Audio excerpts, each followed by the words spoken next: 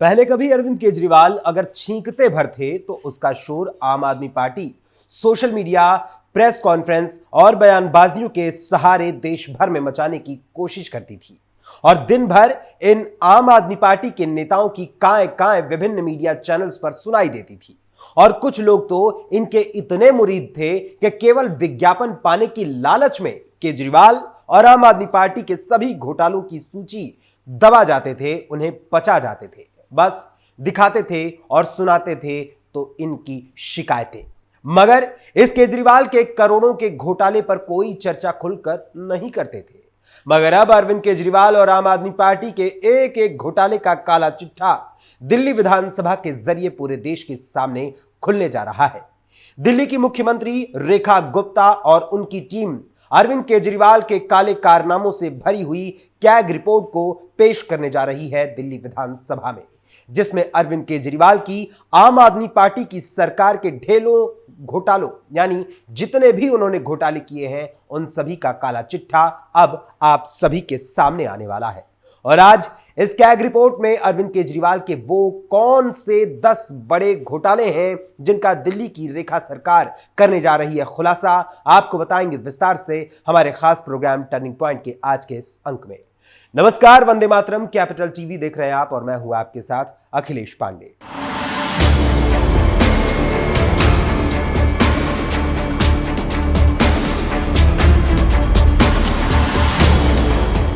गांधीवादी विचारधारा वाले समाजसेवी अन्ना हजारे के भ्रष्टाचार के खिलाफ लोकपाल बिल को लेकर शुरू किए गए आंदोलन से पूरे देश में उठी बदलाव की चिंगारी से लोगों को उम्मीद थी कि अब देश से भ्रष्टाचार खत्म हो जाएगा और आने वाली पीढ़ी को भ्रष्टाचार मुक्त, ईमानदार और स्वच्छ वातावरण मिलेगा और अपने राष्ट्र को आगे ले जाने का सुनहरा मौका आने वाली पीढ़ी को मिलने वाला है। लेकिन इस आंदोलन को जो उम्मीदें थीं, उस आंदोलन से वो उम्मीदें पूरी ही नहीं हुई, बल्कि जिस दिल्ली में यह पूरा आंदोलन चल रहा था उसी आंदोलन की आड़ में एक शख्स रच रहा था भ्रष्टाचार की एक नई पटकथा, जिसे मूर्त रूप देने के लिए वो बुन रहा था एक बड़ा और भयंकर चक्रव्यूह। यानी जिस आंदोलन के हवन कुंड में देश में होते भ्रष्टाचार को स्वाहा होना था, उसी हवन कुंड की ज्वाला से निकला एक महाभ्रष्टाचारी विचारों वाला वो शख्स जो सिर्फ और सिर्फ लूटने और खसोट मचाने वाला विचारधारा का व्यक्ति था और उसका मकसद सिर्फ और सिर्फ अपनी जेब भरना था और घोटाले पर घोटाले करना था। वो व्यक्ति था अरविंद केजरीवाल, जिसने इस आंदोलन की आड़ में अपने मंसूबों को फलित करने की कोशिश की थी और इस आंदोलन से अलग होकर अपनी पार्टी बनाई जिसका नाम दिया आम आदमी पार्टी और पार्टी का निशान झाड़ू रखा। और यह झाड़ू आम जनता का माल झाड़कर केजरीवाल की झोली में डालता रहा और कोई एक दो बार नहीं बल्कि लगातार बिना रुके 10 साल तक। हालांकि इस साल 2013 में पहली बार बनी सरकार में तो ज्यादा मौका अरविंद केजरीवाल को नहीं मिला था, लेकिन इसकी भरपाई जब 2015 और 2020 में उसकी सरकार बनी तो जमकर उसने इन दोनों 5-5 सालों के मिलाकर अंतराल में पूर्ण किया। यानी 10 सालों तक इस धूर्त ने दिल्ली वालों के भरोसे को तोड़ा और न सिर्फ भरोसे को तोड़ा बल्कि उन्हें धोखे में रखकर सिर्फ और सिर्फ अपनी जेबें भरी और घोटाला किया। और इसी घोटाले के 10 आंकड़ों यानी 10 बड़े घोटालों की अगर हम बात करें तो उनमें सबसे पहला घोटाला है शराब घोटाला, जिसकी वजह से अरविंद केजरीवाल समेत कई आम आदमी पार्टी के बड़े दिग्गज नेता जेल की हवा भी खा चुके हैं। शराब घोटाले में करोड़ों का गबन। दिल्ली सरकार ने नवंबर 2021 में एक नई आबकारी नीति लागू की थी। इस नीति के तहत दिल्ली में शराब के कारोबार को निजी हाथों में सौंपा गया, लेकिन यह नीति शुरू से ही विवादों में रही। बढ़ते विवाद को देखते हुए दिल्ली सरकार ने जुलाई 2022 में इस नीति को रद्द कर दिया और फिर से पुरानी नीति बहाल कर दी। तब तक जेब भर ली थी। 8 जुलाई 2022 के दिल्ली के तत्कालीन मुख्य सचिव नरेश कुमार ने दिल्ली के उपराज्यपाल, आर्थिक अपराध शाखा, मुख्यमंत्री अरविंद केजरीवाल और उप मुख्यमंत्री मनीष सिसोदिया को एक रिपोर्ट भेजी थी। इस रिपोर्ट में कहा गया था कि आबकारी विभाग के प्रमुख होने के नाते मनीष सिसोदिया ने एलजी की मंजूरी के बिना ही ये नीति लागू की थी और लेकर आए थे। इसके जरिए फर्जी तरीके से राजस्व कमाए गए।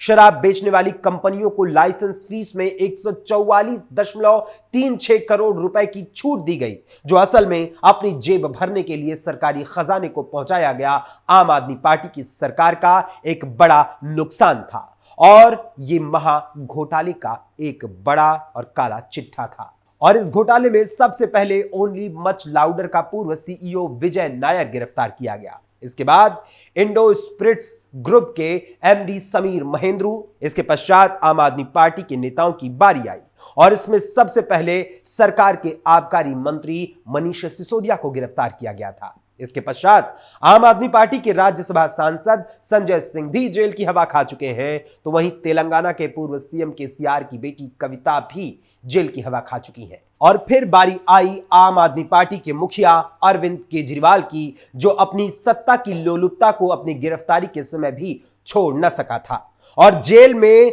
रहकर सरकार को चलाने का चैलेंज किया था। उसने कहा था मैं जेल में रहकर सरकार को चलाऊंगा, और जब सशर्त उसे जमानत मिली तब जाकर उसने अपने मुख्यमंत्री पद से इस्तीफा दिया था, क्योंकि सुप्रीम कोर्ट ने उससे पूरी तरीके से रोक लगा दी थी कि वो किसी भी प्रकार से किसी भी तरह की फाइल पर साइन नहीं करेगा जो कि मुख्यमंत्री कार्यालय से संबंधित है। यानी मुख्यमंत्री के रूप में वो अपने आप को रख तो जरूर सकते थे, मगर मुख्यमंत्री का कोई काम भी करने लायक सुप्रीम कोर्ट ने इन आरोपियों के सरतार को छोड़ा नहीं था।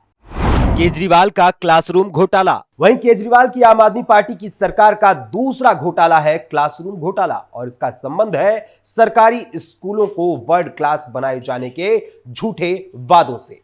इसके लिए खुद दिल्ली सरकार के सतर्कता निदेशालय ने राज्य के 194 सरकारी स्कूलों में 2405 क्लासरूम्स के निर्माण में गंभीर अनियमितताओं की भ्रष्टाचार की शिकायत की थी, और इस घोटाले में जनता के 1300 करोड़ रुपए को स्वाहा कर दिया गया था। यानी 1300 करोड़ रुपए का गबन इस क्लासरूम घोटाले में किया गया था। रेखा गुप्ता की कैबिनेट की ओर से पेश किए जाने वाले कैग रिपोर्ट में अरविंद केजरीवाल के काले चिट्ठों में दिल्ली के भविष्य के साथ किए गए इस बड़े घोटाले का भी खुलासा सबके सामने होने वाला है। आपका जल बोर्ड घोटाला। वहीं इन घोटालों की फहरिस्त में आम आदमी पार्टी सरकार का अगला घोटाला है दिल्ली जल बोर्ड से जुड़ा हुआ पूरे 25,000 करोड़ रुपए का घोटाला।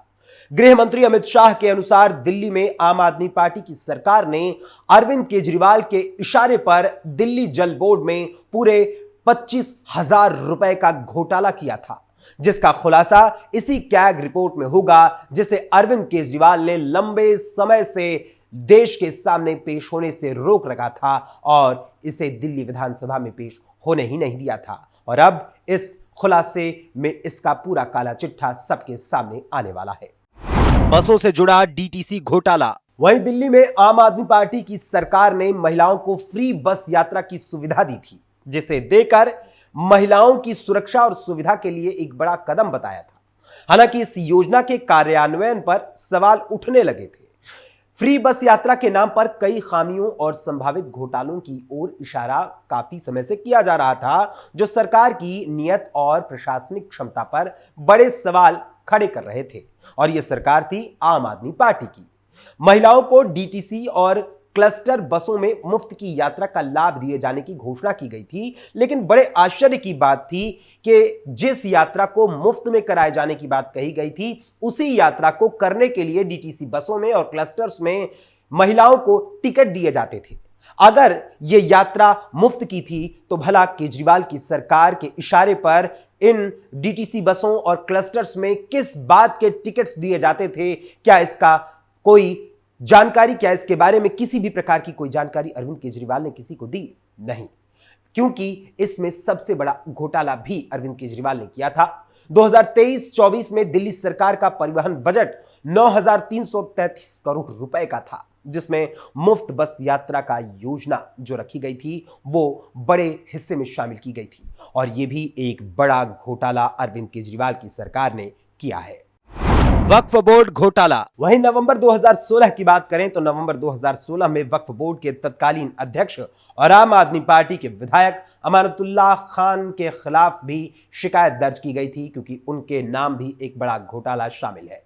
इस शिकायत में कहा गया था कि अमानतुल्लाह खान ने वक्फ बोर्ड के कई स्वीकृत और गैर स्वीकृत पदों पर अवैध तरीके से भर्ती की थी। मामले की सीबीआई जांच हुई थी। इसमें यह बात सामने आई कि अमानतुल्लाह खान ने जानबूझकर नियमों की अनदेखी की और मनमाने तरीके से अपने चहेतों की नियुक्ति की थी और साथ ही इस मामले में अमानतुल्लाह खान पर लगभग 100 करोड़ रुपए से अधिक का घोटाला करने का आरोप भी लगा था। विज्ञापन घोटाला। वहीं अब बारी आती है विज्ञापन घोटाले की।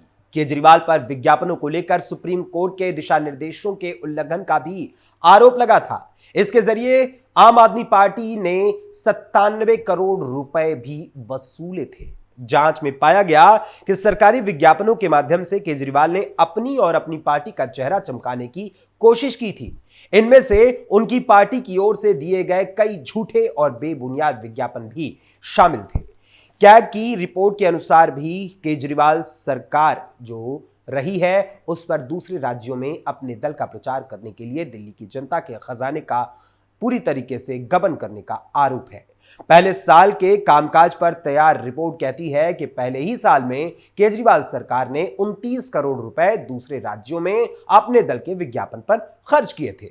वहीं 2015-16 में केजरीवाल ने जनता के 522 करोड़ रुपए विज्ञापन पर ही खर्च कर दिए थे। जासूसी घोटाला। दिल्ली में जब अरविंद केजरीवाल की सरकार थी तो उन्होंने अपने विरोधियों की जासूसी करवाने के लिए भी षड्यंत्र रचा था और इसके लिए एक विशेष विभाग बनाया था। आम आदमी पार्टी की सरकार पर भाजपा ने आरोप लगाया था कि वो छुप छुप कर लोगों की बातें सुन रही थी और इसी के लिए अरविंद केजरीवाल ने फीडबैक यूनिट बनाई थी जिसका काम सिर्फ अपने विपक्षियों की जासूसी करना था। यानी अरविंद केजरीवाल ने सरकार के ही पैसे से अपने लिए ही एक विभाग बनाया था जो उनके लिए काम करता, लेकिन विपक्षी दलों की जासूसी कर उनकी गुप्त सूचनाओं को लाकर अरविंद केजरीवाल तक पहुंचाता था। शीश महल घोटाला। वही अब बारी आती है उस बड़े घोटाले की जो कि अरविंद केजरीवाल का सबसे बड़ा घोटाला माना जा रहा है और यह सपनों का महल भी तैयार करने की कोशिश की गई थी अरविंद केजरीवाल के द्वारा। वो था शीश महल घोटाला, जिसमें अरबों खरबों का रुपया लगाकर जनता के पैसों का घोटाला किया गया।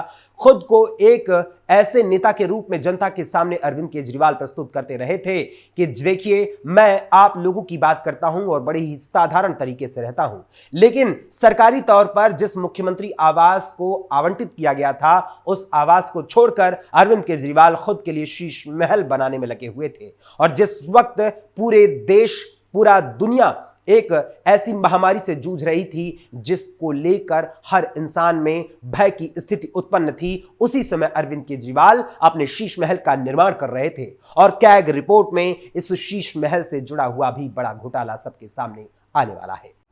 सीसीटीवी घोटाला। वही अब बारी आती है सीसीटीवी घोटाले की। दिल्ली में लोगों की सुरक्षा के लिहाज से अरविंद केजरीवाल ने वादा किया था कि हर चौक चौराहे पर सीसीटीवी कैमरे लगाए जाएंगे और इसके लिए उन्होंने प्राइवेट कंपनियों से पूरी तरीके से सांठगांठ भी की थी और एमओयू भी साइन किए थे, मगर वो एमओयू असल में अपनी जेब भरने के लिए था, न कि लोगों की सुरक्षा से संबंधित था। क्योंकि सीसीटीवी घोटाले में जब बात सामने आई तो दिखाई दिया कि किसी भी चौक चौराहे पर सीसीटीवी नाम की कोई चिड़िया तक है ही नहीं। पैनिक बटन घोटाला। वहीं अब 10वें घोटाले की बात करते हैं और यह है पैनिक बटन घोटाला। और यह घोटाला किया गया था उन ऑटो चालक भाइयों से जिनको अरविंद केजरीवाल ने कहा था कि आपके ऑटो में एक पैनिक बटन लगाया जाएगा यदि कोई महिला या किसी भी प्रकार की कोई यात्री आपके ऑटो में बैठती है और उस परिस्थिति में उसे किसी भी प्रकार की अगर आपत्तिजनक स्थिति महसूस होती है या वो पैनिक होते हैं या उनके साथ किसी प्रकार की छेड़छाड़ या कोई भी आपराधिक घटना की जाती है तो वो उस बटन को दबाएंगे और उस बटन के दबते ही उनका जो लोकेशन है वो पूरी तरीके से पहुंच जाएगा दिल्ली पुलिस मुख्यालय के पास और उसके पश्चात कुछ देर में ही पुलिस मौके पर पहुंचेगी और पूरी घटना के कारित होने से पूर्व ही उस महिला या उस यात्री को सहायता उपलब्ध करा देगी। और इसके लिए अरविंद केजरीवाल की सरकार ने ऑटो चालक भाइयों से पैसों का वसूली की थी और पैसों को वसूलते हुए अरविंद केजरीवाल ने उनके साथ 7 करोड़ रुपए के आसपास का घोटाला किया था, जिसको लेकर उनके भीतर काफी गुस्सा था और उसके बाद इस गुस्से को उन्होंने इस बार के विधानसभा चुनाव में जाहिर कर दिया है। अब ऐसी परिस्थिति में रेखा गुप्ता की सरकार कैग रिपोर्ट के खुलासे के साथ साथ इन 10 बड़े घोटालों के अलावा और किन किन घोटालों को जनता के सामने रखती है, यह वक्त ही बताएगा। फिलहाल इन सभी 10 घोटालों के बारे में आप सभी का क्या विचार है, हमें अपने कमेंट्स के माध्यम से जरूर बताइएगा। अभी के लिए टर्निंग पॉइंट के आज के इस अंक में बस इतना ही। फिर मुलाकात होगी किसी और खबर, किसी और मुद्दे, किसी और विषय के साथ। तब तक के लिए मुझे अनुमति दीजिए। धन्यवाद। जय हिंद, जय भारत।